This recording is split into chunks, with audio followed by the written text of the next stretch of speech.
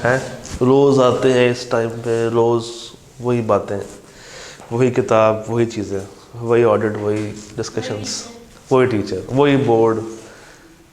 काफ़ी टाइम से आपका मन कुछ खिलाया पिलाया भी नहीं है ना, काफ़ी टाइम हो गया। ठीक है, 13 दिसंबर को आपको एंटरटेन करेंगे इंशाल्लाह। जे मुझे याद रहते ना रहते मैंने याद करा देना, ठीक है ना। सर बचपन में हम लोगों ने कुछ बातें पढ़ी थी चैप्टर नंबर 1 में, ज़रा जाएंगे। चैप्टर 1 में जब हम लोगों ने बात की थी ना अश्योरेंस की, तो वहाँ पे हमने कहा था कि अश्योरेंस 2 तरह की होती हैं, एक रीज़नेबल होती है और एक मॉडरेट होती है या लिमिटेड होती है। रीज़नेबल हम लोग कहाँ पे देते हैं, ऑडिट के अंदर, यानी कि चैप्टर 14 में हम क्या दे रहे थे उसको, रीज़नेबल अश्योरेंस। और chapter 15 is all about review, यानी कि लिमिटेड अश्योरेंस। लिमिटेड, इस चैप्टर के एंड पे या कहीं भी लिख लें कुछ बातें, अगर वो बातें आपको समझ आ गई तो गेम आसान है।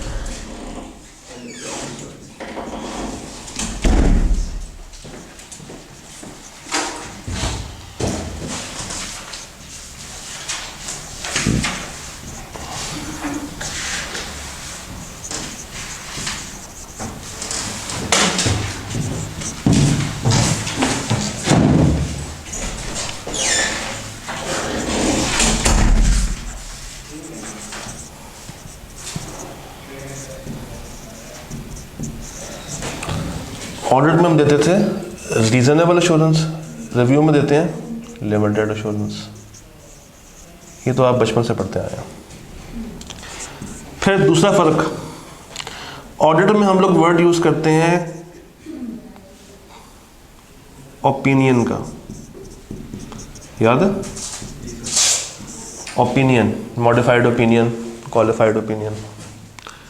यहाँ पे हम लोग वर्ड ओपिनियन नहीं यूज़ करते, यहाँ पे हम वर्ड यूज़ करते हैं कंक्लूजन। कंक्लूजन, यहाँ पे वर्ड कौन सा आता है, कंक्लूजन का। तीसरा डिफरेंस, यहाँ पे ऑडिट के अंदर 210, याद है एंगेजमेंट लेटर के कुछ प्रिंसिपल कंटेंट्स थे, कितने थे, 5, यहाँ पे हैं 7, यहाँ पे कहते हैं 7, यानी कि 5 यही वाले हैं, 2 एक्स्ट्रा ऐड हो जाएंगे, 5 यही वाले हैं और 2 उसमें एक्स्ट्रा जमा ऐड हो जाएंगे। In review, we do not use the word audit. हम रिव्यू में ये नहीं कहते कि हमने ऑडिट एविडेंस हासिल किया, हम ये भी नहीं कहते कि हमने रिव्यू एविडेंस हासिल किया, हम कहते हैं कि हमने सिर्फ एविडेंस हासिल किया। तो ऑडिट के लफ्ज़ को हमने पी जाना है, गायब कर जाना है, माइनस कर जाना, या skip the word audit, skip the word audit. Audit के अंदर हमारे पास होते हैं 7 तरह के प्रोसीजर्स। ये 7 तरह के प्रोसीजर्स कौन से होते हैं चैप्टर 4 बताएगा, मगर अभी तक आपने वो चैप्टर नंबर 4 पढ़ा नहीं है। मैं वैसे बता दूंगा अभी कौन से हैं, मगर रिव्यू के अंदर इन 7 में से हम लगाते हैं सिर्फ 2 प्रोसीजर्स, सिर्फ 2 प्रोसीजर्स। ये 2 कौन से हैं, इंक्वायरी और एनालिटिकल प्रोसीजर्स। इंक्वायरी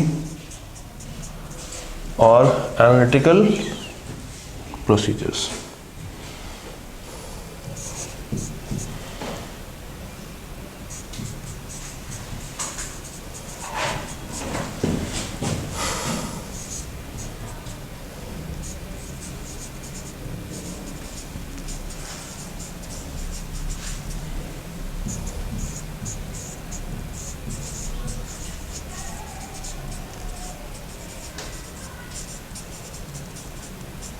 और रिव्यू के अंदर भी ना एक रिव्यू रिपोर्ट होती है जिसका फॉर्मेट थोड़ा सा फ़र्क है किससे, ऑडिट रिपोर्ट से। अगर आपके माइंड में ये 6 बातें हैं तो ये चैप्टर आप ऑटोमेटिकली तैयार कर चुके हैं। मसला 6 बातें कौन सी, 6 बातें कौन सी? ऑडिट में वर्ड क्या है? Reasonable assurance. रिव्यू का वर्ड क्या है? Limited assurance. ऑडिट में हमने ओपिनियन देनी होती है, रिव्यू में हमने कंक्लूजन देनी होती है। ऑडिट के अंदर एंगेजमेंट लेटर के अंदर 5 प्रिंसिपल कंटेंट्स थे, इसमें कितने हैं? 7। हम रिव्यू के पूरे चैप्टर में वर्ड ऑडिट को स्किप कर देंगे। ऑडिट चलता है 7 प्रोसीजर्स के साथ, ये चलते हैं 2 प्रोसीजर्स के साथ। और रिव्यू रिपोर्ट का फॉर्मेट डिफरेंट है, इतना ज़्यादा नहीं मगर कुछ चेंजेस हैं as compared to audit report. और एक और चेंज है,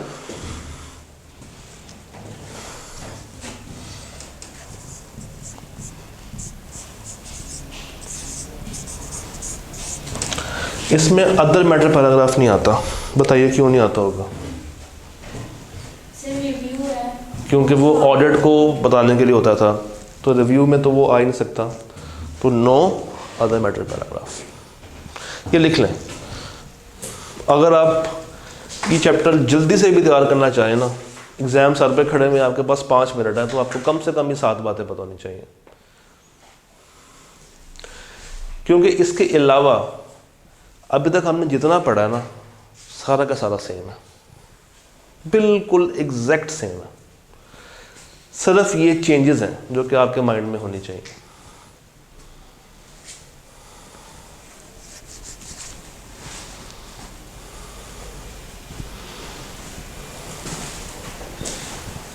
प्रेजेंटर का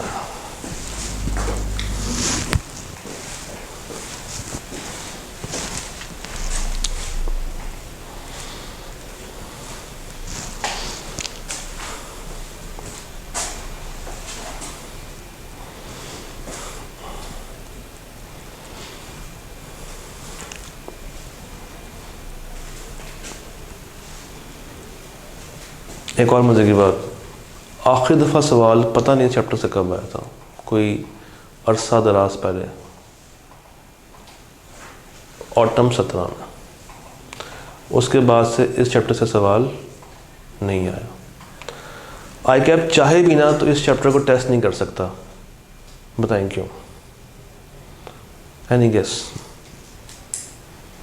अगर आपको ग्रिड थोड़ी बहुत याद हो तो ये चैप्टर पाया जाता है ग्रेड डी के अंदर। ग्रेड डी की अपनी वेटेज है 10 से 15 नंबर की, और उसके साथ जो उसका हमसाया है ना वो है 705 706। तो आई कैप का फोकस वहाँ पे ही होता है। इस बेचारे चैप्टर तक आते आते उसको कुछ बहुत इंपॉर्टेंट चीज़ें कॉम्प्रोमाइज़ करनी पड़ेंगी। चलें जी, शुरू करते हैं। पहली बात, the distinction between audit and review. The distinction between audit and review. You are late. उनकी फ़ायदा। Objective of an audit is to enable the auditor to form an opinion as to whether the financial statements give true and fair view. ये बात कहीं देखी देखी लग रही है, चैप्टर 14 में पढ़ी थी। और नीचे क्या लिखा हुआ है? It is designed to provide a high level of assurance. ये कहाँ पढ़ के आए हैं? चैप्टर 1 में। नीचे रिव्यू ऑफ फाइनेंशियल इंफॉर्मेशन, हम यहाँ पे कौन सी अश्योरेंस लेते हैं? लिमिटेड। प्राइमरीली हमारे पास कितने तरह के हैं प्रोसीजर्स? 2, एक इंक्वायरी और एक एनालिटिकल प्रोसीजर्स। लिख लें, एनालिटिकल प्रोसीजर्स का क्या मतलब है? It is ratio analysis. It is ratio analysis, जो आपने कभी बचपन में FR 1 में देखी थी, याद है? आती है? नहीं। और ये भी हम लोग इस पे करते हैं ऑन फाइनेंशियल स्टेटमेंट्स जो कि बनी हो as per applicable financial reporting framework. तो पहला जो एरिया है डिस्टिंक्शन का वो तो आसान है, आपने ये बातें ऑलरेडी कवर की हुई हैं। आगे आते हैं टर्म्स ऑफ एंगेजमेंट में। मैंने आपसे कहा था कि 210 के अंदर हम लोगों ने 5 देखी हैं और यहाँ पे कितनी है 7। क्या वहाँ पे objective and scope of audit engagement था? यहाँ पे भी है। क्या वहाँ पे रिस्पॉन्सिबिलिटियाँ ऑडिटर की थी मगर यहाँ पे किसकी होंगी? तो एक डिफरेंस और लिख लें, यहाँ पे हम वर्ड ऑडिटर यूज़ नहीं करेंगे, हम वर्ड क्या यूज़ करेंगे? प्रैक्टिशनर। ऑडिटर की जगह पे क्या यूज़ करेंगे? Word practitioner. वहाँ पे भी रिस्पॉन्सिबिलिटी ऑफ मैनेजमेंट थी, यहाँ पे भी रिस्पॉन्सिबिलिटी ऑफ मैनेजमेंट है। वहाँ पे भी हम जाते हुए एक स्टेटमेंट देके जाते थे ऑडिट रिपोर्ट की कि उसका क्या फॉर्म होगा, क्या कंटेंट होगा। यहाँ पे भी हम रिव्यू रिपोर्ट की एक स्टेटमेंट देके जाएंगे, इसमें लिखा होगा कि उसमें किस किस तरह की बातें कवर होंगी। फिर वहाँ पे भी था कि बताइएगा AFRF कैसा होता है, यहाँ पे भी आप लोग उसको आइडेंटिफाई कर देंगे। ये तो 5 बातें वही हैं, थोड़ी सी शफलिंग है, आप चाहें तो आप उसको उसी लाइन वाइज लिख सकते हैं। फिर हमारी अवाम में बहुत भोली भाली, हमारी अवाम जो है वो बहुत भोली होती है, उनको अक्सर ये अंदाज़ा नहीं होता कि ये ऑडिट हो रहा है या ये रिव्यू हो रहा है। तो एक स्टेटमेंट ऐड कर देंगे कि भाई ये ऑडिट नहीं है और प्रैक्टिशनर किसी भी तरह की ऑडिट ओपिनियन नहीं देगा। प्लस उन फाइनेंशियल स्टेटमेंट्स का इंटेंडेड यूज़ क्या है, कहाँ पे इस्तेमाल होंगी और किन किन लोगों के लिए बनाई जा रही हैं, क्योंकि रिव्यू हर एक के लिए नहीं है, रिव्यू आम जनता के लिए नहीं होता। तो उन फाइनेंशियल स्टेटमेंट्स का इंटेंडेड यूज़ और कैसे कैसे कहाँ कहाँ पे आपने उसको डिस्ट्रीब्यूट करना है वो बता देना, ये एक्स्ट्रा पॉइंट है। और एक स्टेटमेंट कि ये ऑडिट नहीं है, ये क्या है? रिव्यू, और हम किसी भी तरह की ऑडिट ओपिनियन इसके ऊपर नहीं देते। वहाँ पे भी मटीरियलिटी, यहाँ पे भी क्या है? मटीरियलिटी। ये सब क्या है? ये सब डिफरेंसेस है, ये डिफरेंसेस है। ऊपर लिखा भी हुआ है। अच्छा खैर, प्रैक्टिशनर शैल ऑब्टेन चैप्टर 15 की मैं बताता हूँ, दोबारा से आऊँगा। वहाँ पे भी हम लोगों ने मटीरियलिटी को ज़हन में रखा था, यहाँ पे भी रखेंगे। वहाँ पे भी हमने ऑडिट को स्टार्ट करने से पहले एंटिटी को और उसके इन्वायरमेंट को समझा था, यहाँ पे भी। और यहाँ पे हम लोग कौन से लगाएंगे प्रोसीजर्स? इंक्वायरी और एनालिटिकल प्रोसीजर्स। यहाँ तक पहले देख लें, तब तक मैं बोर्ड पे लिखा हुआ रिवाइज कर दूँ। सर ये है डिफरेंस बिटवीन ऑडिट और रिव्यू। चैप्टर 15 जब आप स्टार्ट करते हैं तो आपने, अगर ये डिफरेंसेस आपके माइंड में हैं तो चैप्टर बहुत आसान हो जाएगा। वहाँ पे हमने देखा था कि ऑडिट हमें प्रोवाइड करता है रीजनेबल एश्योरेंस, रिव्यू प्रोवाइड करती है लिमिटेड एश्योरेंस। ऑडिट में हम लोग वर्ड यूज़ करते हैं ओपिनियन का, रिव्यू के लिए वर्ड यूज़ होता है कंक्लूजन का। ऑडिट में हम लोग 5 प्रिंसिपल एलिमेंट्स देखते हैं as per ISA 210 engagement letter के। इसमें 5 नहीं, इसमें 7 है, ये 7 है, मगर 7 में से 5 वही हैं, तो 5 + 2। यहाँ पे हमने वर्ड ऑडिट को बिल्कुल स्किप कर देना है। उसके बाद चैप्टर 4 आपको बताएगा कि ऑडिट के अंदर 7 तरह के होते हैं प्रोसीजर्स, मगर इसमें कौन से हैं? 2 कौन से? इंक्वायरी और एनालिटिकल। फॉर्मेट ऑफ रिपोर्ट थोड़ा बहुत फ़र्क है। रिव्यू रिपोर्ट में अदर मैटर पैराग्राफ नहीं होता और हम ऑडिटर की जगह पे वर्ड क्या यूज़ करते हैं? प्रैक्टिशनर। डन? चल, इंक्वायरी करने के लिए आप किसके पास जाएंगे? कंपनी की मैनेजमेंट के पास जाएंगे, उनसे पूछेंगे जो जो मसले आपको आ रहे हैं उस रिव्यू के अंदर, जोन सी उन्होंने अकाउंटिंग एस्टिमेट्स लगाई हैं उसके ऊपर बात कर लेंगे। अगर कोई कॉम्प्लेक्स ट्रांजैक्शंस हो रही हैं उसको इंक्वायर कर लेंगे। कोई सब्सिक्वेंट इवेंट आ गया उसको देख लेंगे। फ्रॉड वगैरह हो रहा है, कोई इलीगल एक्टिविटी हो रही है, गोइंग कंसर्न का मामला है, मटेरियल कमिटमेंट्स हैं, कुछ भी आप किससे पूछेंगे? कंपनी की मैनेजमेंट से। अच्छा, इसके आगे लिख लें चैप्टर 11 कैरी फॉरवर्ड, ये भी समझ नहीं आएगा। चैप्टर 11 चूँकि अब तक हमने नहीं किया तो रिलेटेड पार्टी के आगे लिख लें चैप्टर 11 कैरी फॉरवर्ड। जब 11 कर लेंगे तो आपने यहाँ पे आगे देख लेना, और 11 में जाके लिख लें कि जब 11 आप कर लेंगे तो आपने 15 में जाके इस पैराग्राफ को डिस्कस करना। तो दोनों जगह पे उसके रेफरेंस डाल दिया करें। अच्छा, गोइंग कंसर्न आता है 570, यहाँ पे भी यही है सेम, जो गोइंग कंसर्न वहाँ पे था वो एज इट इज़ कहाँ पे है, यहाँ पे। वहाँ पे याद है आपने एक्सपर्ट के काम की हेल्प ली थी, using the work of others, तो वहाँ पे भी सेम था और यहाँ पे भी क्या है, सेम। वहाँ पे भी क्या थे, सब्सिक्वेंट इवेंट्स, यहाँ पे भी क्या है, सब्सिक्वेंट इवेंट्स। वहाँ पे क्या थी, यहाँ पे भी क्या है, सारी की सारी बातें वही हैं जो कि आप इससे पहले कवर करके आए हैं।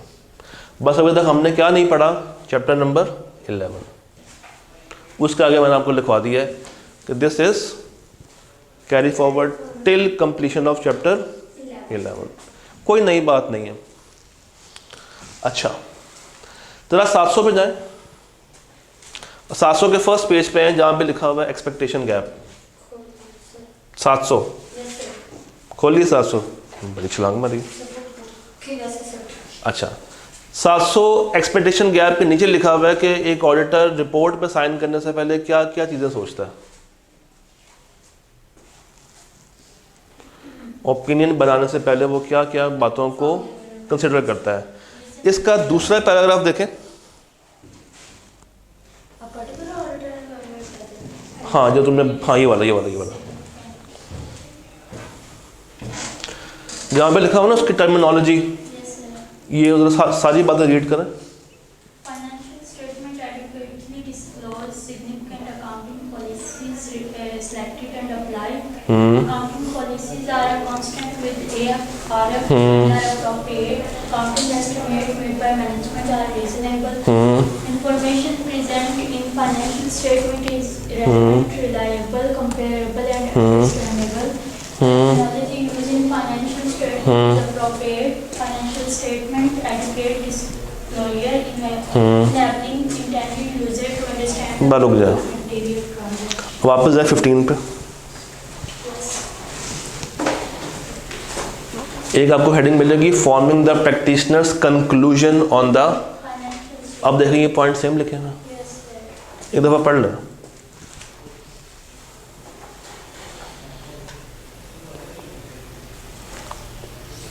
ये पॉइंट सारे के सारे सेम लिखे हुए।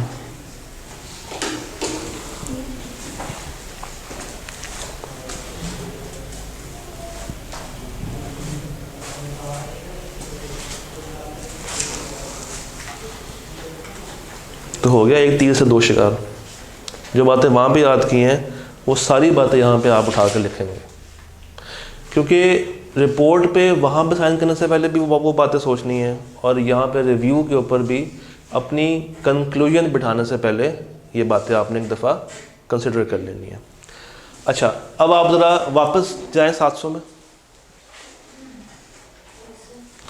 700 की जाके ओपिनियन पैराग्राफ को रीड कीजिएगा। 700 का जो ओपिनियन पैराग्राफ था साफ रिपोर्ट वाला, हाँ जी रीड कीजिएगा।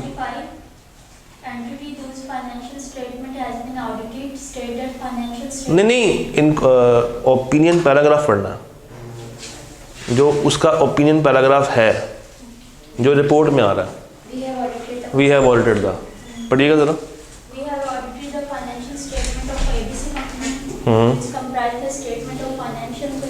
At December 31, and the statement comprehensive income statement, change in equity, and statement of cash flow for the year ended to the financial statement, including a summary of significant accounting policies. In our opinion, बस वहाँ तक पढ़ लिया।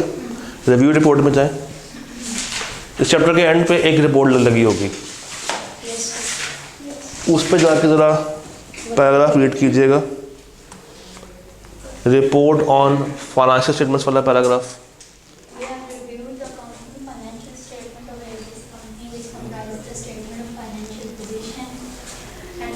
comprehensive income statement, change in equity, statement of cash flow for the year ended, and the summary of significant accounting policy and other significant. Same बात है। Yes, sir. अच्छा, वापस आते हैं। वहाँ पे वर्ड था ओपिनियन का, अनमॉडिफाइड ओपिनियन। यहाँ पे क्या है, अनमॉडिफाइड। चैप्टर 1 में जाएं। चैप्टर 1 में एक स्टेटमेंट थी लिमिटेड अश्योरेंस के अंदर nothing has come to our attention that causes us to believe के फाइनेंशियल स्टेटमेंट स्टूडेंट फेयर भी नहीं दे रही हैं, वो यहाँ पर रहेगी। Nothing has come to our opinion that causes us to believe के फाइनेंशियल स्टेटमेंट सही नहीं बने हुए। अच्छा, अब वापस आए 705 में, 705 में आए, 705 में आ गए वापस। वहाँ पे क्या था? क्वालिफाइड ओपिनियन, एडवर्स ओपिनियन और डिस्क्लेमर ऑफ ओपिनियन। यहाँ पे क्या होगा? क्वालिफाइड कंक्लूजन, एडवर्स कंक्लूजन और डिस्क्लेमर ऑफ। वहाँ पे भी आप रीजंस कहाँ पे बताते थे? बेसिस फॉर ओपिनियन में, तो यहाँ पे वो क्या होगा? Basis for conclusion paragraph. वहाँ पे क्वालिफाइड ओपिनियन कब देते थे? जब मटेरियल में स्टेटमेंट हो और वो मटेरियल हो। और एडवर्स कब देते थे? जब परवेसिव हो। तो क्वालिफाइड जब मॉडिफिकेशन क्या हो? मटेरियल। और एडवर्स कब? परवेसिव। वहाँ पे भी आप बेसिस में सारी बातें क्वांटिफाई करके बताते थे और इंक्लूड करते थे क्या?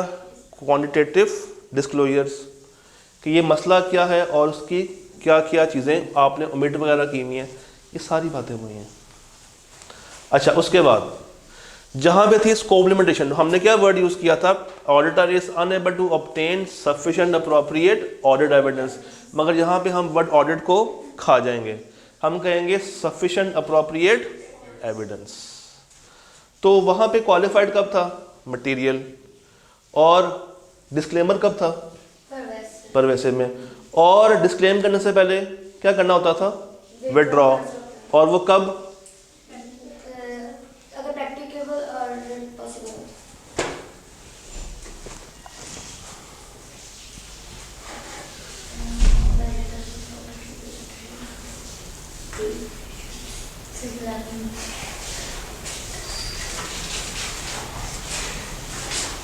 कोई मसला आया अभी तक?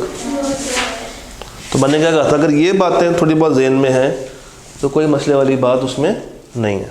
अब आए ज़रा रिपोर्ट से रिपोर्ट को कंपेयर करते हैं। एक तरफ आप खोलें 700 की रिपोर्ट और एक तरफ आप खोलें, बल्कि मैं यहाँ पे खोल देता हूँ। आप 700 की रिपोर्ट खोलें। वो रिपोर्ट शुरू किससे होती है? टाइटल से। यहाँ पे भी क्या है? टाइटल। उसमें क्या आता है? एड्रेस ही। यहाँ पे भी क्या आएगा? उसके बाद वहाँ पे क्या आता है? ओपिनियन। मगर यहाँ पे क्या आएगा? यहाँ पे आएगा एक इंट्रोडक्टरी पैराग्राफ। मगर इसमें बातें कौन सी होंगी? वही जो बातें किस में की थी हमने? ओपिनियन में। बातें वही होंगी। क्या कि फाइनेंशियल स्टेटमेंट्स कौन कौन सी हैं, अकाउंटिंग पॉलिसीज कौन कौन सी हैं, और स्टेट करें कि आपने इसको रिव्यू कर लिया। अच्छा, उसके बाद वहाँ पे था बेसिस। मगर यहाँ पे बेसिस और ओपिनियन इतनी जल्दी सामने नहीं आते, मगर वहाँ पे बिल्कुल सामने मथे पे थे। अच्छा, क्या वहाँ पे मैनेजमेंट की रिस्पॉन्सिबिलिटी थी? यहाँ पे भी है। मगर ज़रा ये वाली पढ़िएगा।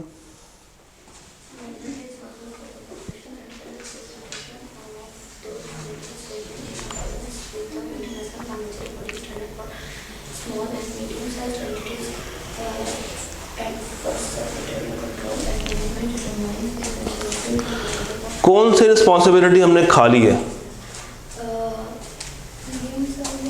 नहीं, खा कौन सी ली है? वहां पे 3 बातें की थी, यहाँ पे 2 बातें कर रहे हैं।